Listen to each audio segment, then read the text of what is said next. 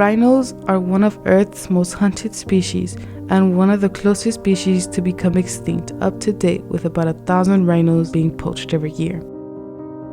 The international trade in rhino horn has been forbidden since 1977 by the Convention on International Trade in Endangered Species of Fauna and Flora, a global accord between governments to uphold rules to monitor, regulate, or outlaw international trade in species under threat. Nevertheless, demand has remained high, which continues to encourage rhino poaching in both Africa and Asia.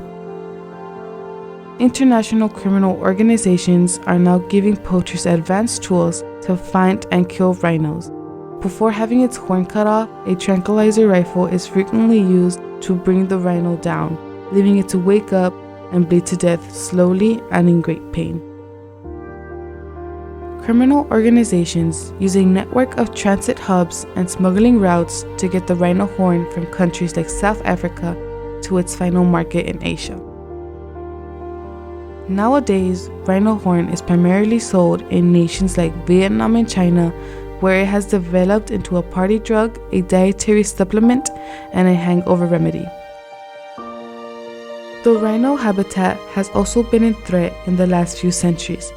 They have drastically diminished, and many nations in both Africa and Asia have totally lost their rhino species.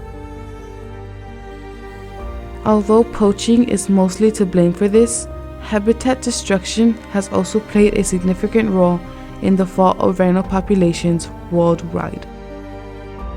Numerous plant and animal species coexist with rhinos in their habitat. The preservation of rhinos benefits not just the ecosystem on which they depend, but also other animals that share their habitat, such as elephants, buffaloes, large carnivores, and antelopes. There were 500,000 rhinos in Africa and Asia at the beginning of the 20th century. By 1970, it has decreased to 70,000, and today there are only 29,000 left in the wild. Rhino populations plunged dramatically, from 65,000 in 1970 to just 2,300 in 1993. As a result of widespread hunting of the now critically endangered rhino, they are still very much on the list of those who are at risk, despite the fact that their number has slowly climbed over the past few years. By the late 20th century, there may be little to no wild rhinos left because of the growing demand for rhino horn in China and Vietnam. Various methods with varied degrees of effectiveness have been explored to protect rhinos, including physical barriers, dyeing the horn pink to make it less valuable, and removing the horn entirely. Rhino conservationists at the Sabisang Game Reserve in South Africa have been using a pink dye to make the rhino's tusk useless. Less than 2% of the rhinos that were injected with the dye since 2011 have been poached.